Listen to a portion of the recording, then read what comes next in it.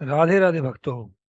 अगर आप overthinking, fear, scarcity mindset या इमोशनल बैगेज से बाहर निकलना चाहते हैं तो ये वीडियो आपके लिए है। आप सोचते हैं कि आपकी आदतें, आपका कॉन्फिडेंस, आपका पैसा, आपके रिश्ते आपके डिसीजन से बनते हैं, लेकिन सच्चाई ये है कि वो बनते हैं आपकी अदृश्य ध्वनि तरंगों से। इस वीडियो में हम बात करेंगे बीज मंत्रों की। यह धार्मिक प्रवचन नहीं है, यह है वाइब्रेशनल रिकैलिब्रेशन प्रोटोकॉल। अगर आप सच में अपनी मेंटल फ्रिक्वेंसी बदलना चाहते हैं तो ये वीडियो अंत तक जरूर देखें। दोस्तों, हमारा सबकॉन्शियस माइंड एक रिकॉर्डिंग डिवाइस की तरह है। बचपन की बातें, डर, अपमान, फेलियर, पेरेंट्स की आवाज, सोसाइटी की कंडीशनिंग, सब कुछ अंदर स्टोर है। इसे संस्कार कहा जाता है। मॉडर्न साइकोलॉजी में इन्हें न्यूरल पैटर्न कहा जाता है। प्रॉब्लम क्या है? आप कॉन्शियस लेवल पर बहुत पॉजिटिव सोचते हैं, लेकिन सबकॉन्शियस माइंड में स्केर्सिटी, फियर, डाउट बैठा हुआ है।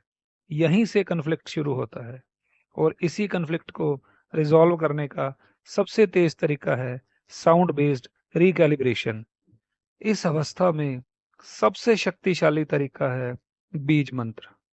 बीज मंत्र का मतलब है सीड साउंड। ये लंबे मंत्र नहीं होते, ये एक अक्षर की ध्वनियां होती हैं, जैसे ओम, हीम, शीम, क्लीम। ये सिर्फ शब्द नहीं है, ये साउंड फ्रीक्वेंसीज हैं। जब आप ओम बोलते हैं तो वाइब्रेशन चेस्ट, थ्रोट और हेड में ट्रेवल करती है। स्टडीज दिखाती हैं कि चैंटिंग से अल्फा ब्रेन वेव्स एक्टिवेट होती हैं, जो रिलैक्सेशन और क्लैरिटी से जुड़ी है। लेकिन यहाँ ट्विस्ट है, सिर्फ मैकेनिकल चैंटिंग काम नहीं करती, काम करती है रेजोनेंस। जब आप कोई बीज मंत्र जपते हैं तो ध्वनि एक विशेष फ्रिक्वेंसी बनाती है। मस्तिष्क की तरंगें उसी फ्रिक्वेंसी के करीब आती हैं। अगर मैचिंग हो जाए तो गहरा असर होता है। यही कारण है कि कुछ मंत्र सुनते ही आपको शांति मिलती है, क्योंकि वो आपकी आंतरिक ऊर्जा से रेजोनेट कर रहे होते हैं। दोस्तों, हमारा सबकॉन्शियस माइंड सबसे ज़्यादा रिसेप्टिव कब होता है? सोने से पहले, जगने के तुरंत बाद, या फिर डीप मेडिटेशन में। इसी थीटा स्टेट कहा जाता है। इस स्टेट में आपका कॉन्शियस फिल्टर कमज़ोर हो जाता है। अगर आप उस सही समय सही वाइब्रेशन को रिपीट कर रहे हैं, इमोशन के साथ, विजुअलाइजेशन के साथ, तो क्या होगा? नया न्यूरल इम्प्रिंट बनेगा। यही है डीप रिकैलिब्रेशन। अब हम थ्योरी से प्रैक्टिस पे आते हैं। अगर आपका दिमाग ओवरथिंकिंग से भरा है तो 27 बार डीप, स्लो ओम चैंट करें। फोकस चेस्ट वाइब्रेशन पर रखें।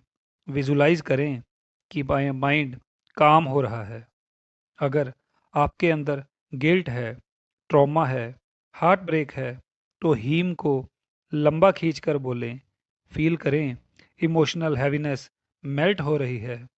और अगर आप में लो लाइफ स्टीम है, रिजेक्शन का डर है, तो स्लो मैग्नेटिक टोन में क्लीम बोलें। विजुलाइज करें कि आप कॉन्फिडेंट, अट्रैक्टिव और पावरफुल हैं। इसी प्रकार मनी ब्लॉक्स और स्केर्सिटी माइंडसेट को बदलने के लिए श्रीम का चैंट करें, और चैंट करते समय फाइनेंशियल फ्रीडम की एक विविड इमेज बनाएं। ये प्रैक्टिस करते समय कुछ बातों का ध्यान रखें, जैसे लाइट डिम रखें, डीप ब्रीदिंग करें, 4 सेकंड इनहेल करें और 6 सेकंड के लिए एक्सहेल करें। कम से कम 27 रेपिटेशन करें, और अंत में 1 मिनट का मौन रखें।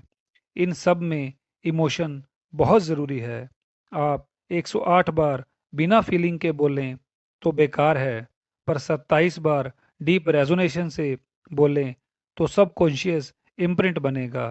हम सभी कुछ कॉमन मिस्टेक करते हैं, जैसे सिर्फ मैकेनिकल रेपिटेशन करते हैं, डाउट के साथ चैंटिंग करते हैं, एक मंत्र से दूसरे में स्विच करते हैं।